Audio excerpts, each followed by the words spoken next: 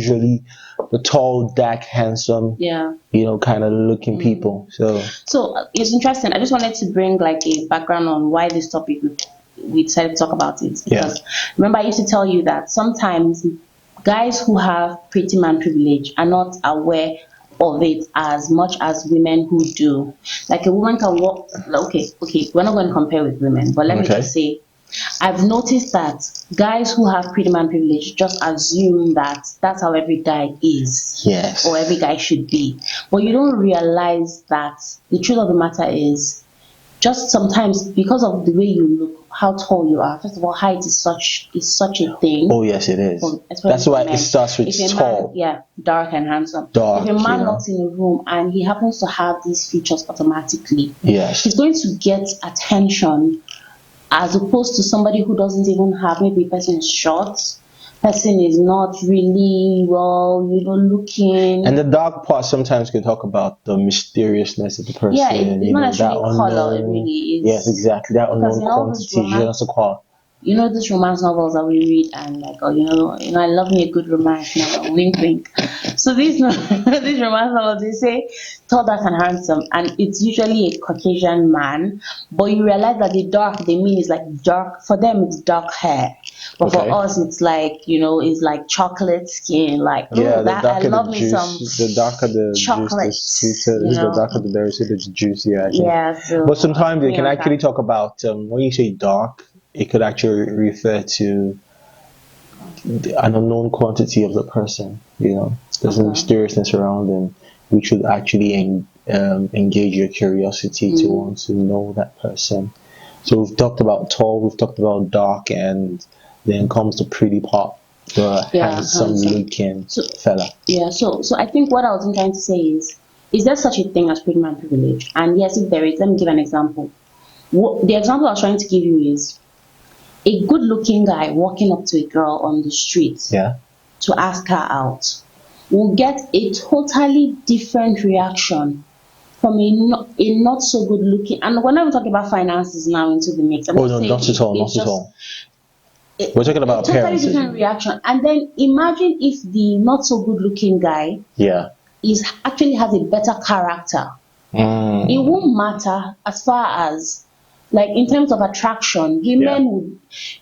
So what I'm trying to say is, good-looking men have it easier in this world. They don't even realize, because sometimes I used to tell you, we have some conversations and you'd be like, man, you just walk up and just get it done. Just talk to people. Just open that door. When you go there, you just introduce yourself and you just talk. And I'm looking at you and I'm thinking, yes, because you're easy on the eyes. You understand? Like I go. You are easy on the eyes. Okay, I think that. I think you're easy on the eyes, and I think that because of that, people are more receptive to you naturally. So is my mic loud? Is it working? Is it on? I think it's on now. Continue. So people are more receptive to you, but then someone else who isn't as easy on the eyes like that possibly doesn't have your full head of hair and this. Anybody and just talk. But fundamentally, you realize that there is such a thing as the bias towards you that people give you because you look, because you're good looking.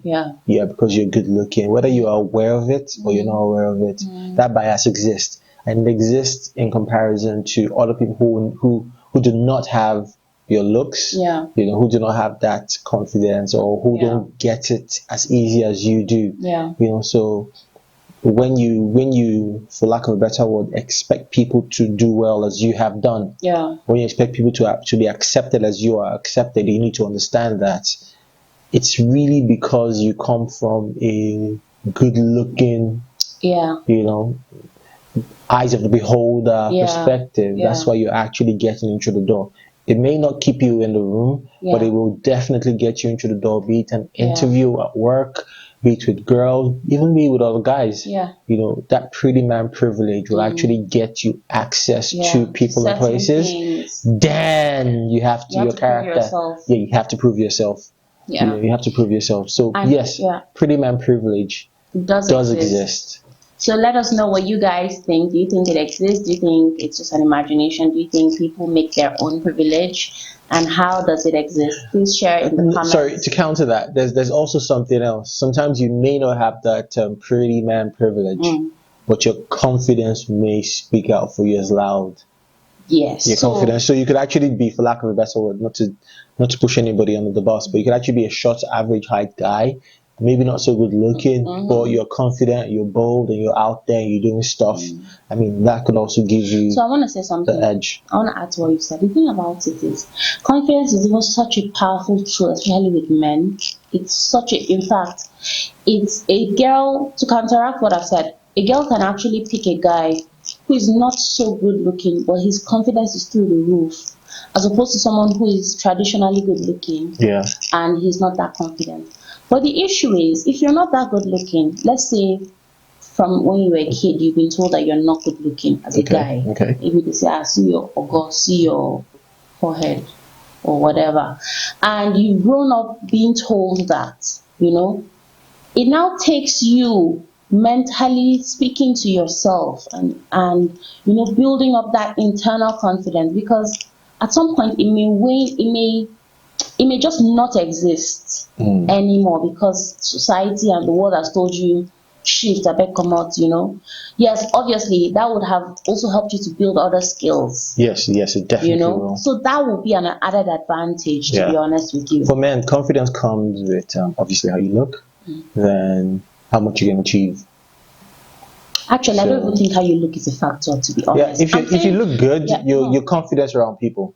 Yeah, okay, you said confidence comes around over here. Yeah, if you look good, you're confident around people. Yeah. Then if you've achieved a lot, you compare yourself and you think, oh yeah, you may be tall, good looking and all that, but I literally passed the test. I'm richer.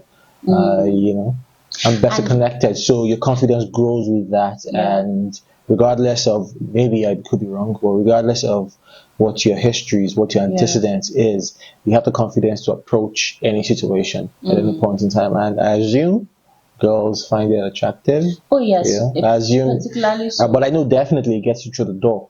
It gets you through the door in any situation, and you're able to prove yourself thereafter. Yeah. And one other thing, I realized that not every girl likes, or rather gives the guys that have that pretty man privilege access to them. I don't know why. So yes, I hate it, to be honest. Why we hate it is because we feel like good-looking guys are automatic players. So, and doesn't a girl want to experience that? No, not necessarily, because that comes with a lot of heartbreak. Oh, okay. Yes, that comes with a lot of issues. So you feel like if a guy is very good looking, you know that you're not the only one that's noticed how good looking he is. Okay. And because you're not now there's two things. There's a guy that is good looking, that he's not aware how good looking he is. Okay. You can dabble in there because he doesn't quite. So you like unassuming women, like unassuming good looking men. However, if he's fine and he knows he's fine, there's a very high chance that he's using that knowledge to get girls. He has like 10 girls on his DM that he's talking to at the same time.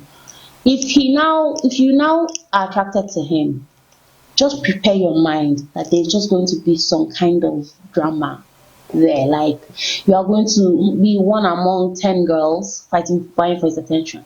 But if he's fine and maybe he's a bit rough around the edges, he's not, he hasn't really figured it out, he's just like, I don't really catch him like that, because then by the time he most likely isn't playing around, and he most likely isn't vain.